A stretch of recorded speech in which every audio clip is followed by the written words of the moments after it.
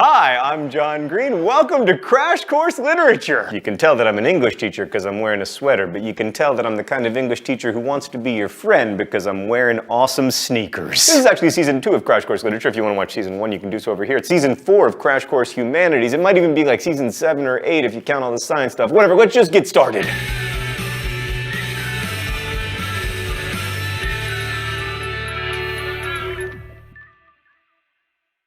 We're going to start at the beginning of literature, or at least a beginning of literature. Sing in me, muse, and through me tell the story of a man who lets all his shipmates die, lies to everyone he meets, takes 10 years to complete a voyage that, according to Google Maps, should have taken 2 weeks. That man is, of course, one of the great heroes of the ancient world. Ladies and gentlemen, meet Odysseus, star of Homer's The Odyssey. Did I just say the odd at sea? It's a good pun. Not in the original Greek, though. Now, everyone knows that you can't properly enjoy a book until you know a lot about its author, so before we discuss the Odyssey, we're going to begin with a biographical sketch of Homer, the legendary blind poet of ancient Greece. What's that? Apparently, we know nothing about him. Well, in fact, we know that whoever wrote them didn't actually write them because they were composed orally. And was Homer even blind? Well, there are some verses about blindness in the Homeric hymns, and there's a blind bard who appears in the Odyssey. But if authors only wrote about characters who were like themselves, then James Joyce's characters would have all had one eye, and I would be an astonishingly handsome 17-year-old. As for the subject of Homer's poems, archaeological evidence tells us that the Trojan War occurred around the 12th century BCE. Anyway, Homer composed the Iliad and the Odyssey in the 8th century BCE, so centuries after the events it describes. And then no one bothered to write them down for another 200 years, which means they probably changed a lot as they were passed down via the oral tradition, and even today there are arguments about which parts are original and which parts are additions. There were a lot of competing poems about the Trojan War, but Homer's were by far the most famous, and they are now the most famous because they were also the only ones to survive the burning of the library at Alexandria. So the Iliad and the Odyssey are epic poems, and we define an epic as a long narrative poem on a serious subject written in a grand or elevated style centered on a larger-than-life hero. By the way, that was an example of dactylic hexameter, just like you see in epic poems. So the events of the Odyssey take place after those of the Iliad, so let's have a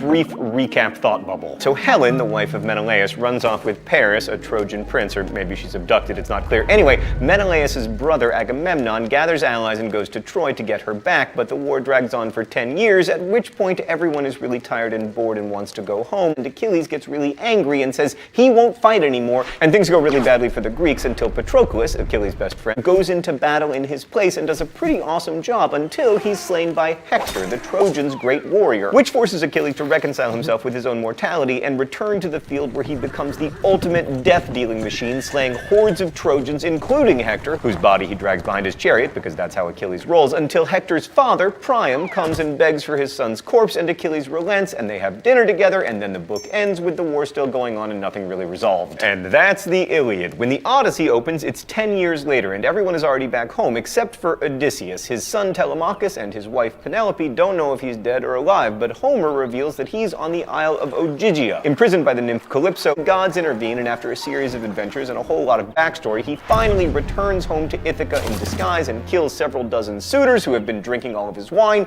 eating his beeves, annoying his wife, and plotting to kill his son. And it seems like a cycle of violence is just going to continue on probably forever until the goddess Athena, who loves Odysseus, intervenes and restores peace. The end. Thanks, Thought Bubble. So some of the big questions around the Odyssey are Odysseus' heroic characteristics and whether you can ever actually stop a cycle of violence. Odysseus hardly appears in the Iliad, and he's not a particularly great fighter. In fact, he's a pretty sleazy guy. He leads a night raid into the enemy camp and kills a bunch of sleeping Trojans. That's not particularly glorious. But it is typical of Odysseus, who will pretty much do whatever it takes to survive. I mean, his distinguishing quality is metis, which means skill or cunning.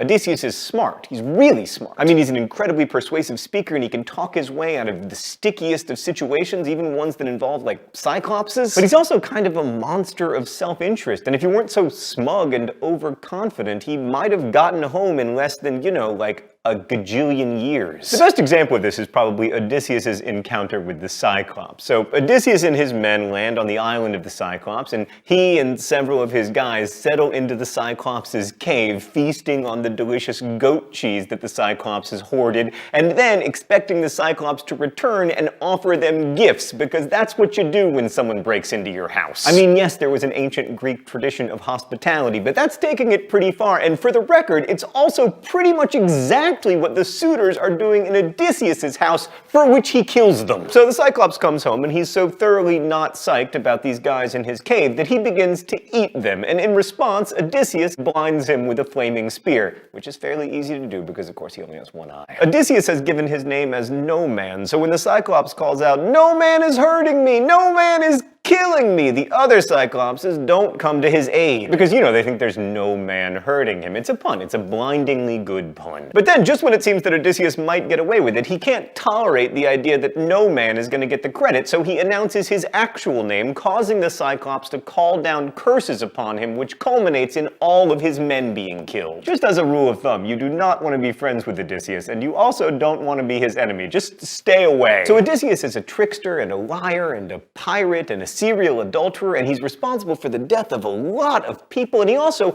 has probably the worst sense of direction in all of Greek literature. But is he a hero?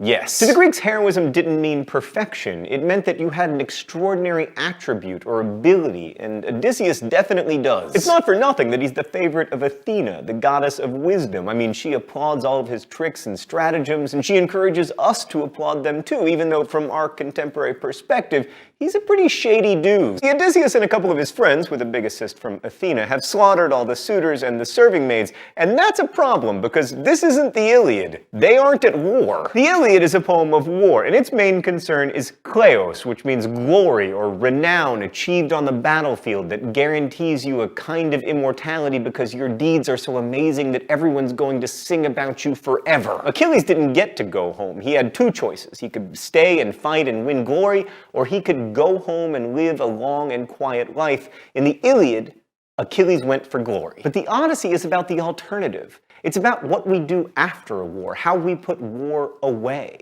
Odysseus isn't particularly good at this. He's sort of an ancient example of post-traumatic stress disorder. He's been through so much that he doesn't know how to adjust to peacetime. His response to young men taking over his dining hall and barbecuing all of his pigs is mass slaughter. And the slaughter of the suitors leads to their relatives coming to try to slaughter Odysseus. And if Athena hadn't descended from Olympus conveniently and put a stop to it, pretty soon there would have been no one left on Ithaca alive. And that's a sobering final thought. If it weren't for divine intervention, the humans in this story might have continued that cycle of violence forever. The Odyssey is a poem set in peacetime, but it reminds us that humans have never been particularly good at leaving war behind them. Thanks for watching. I'll see you then.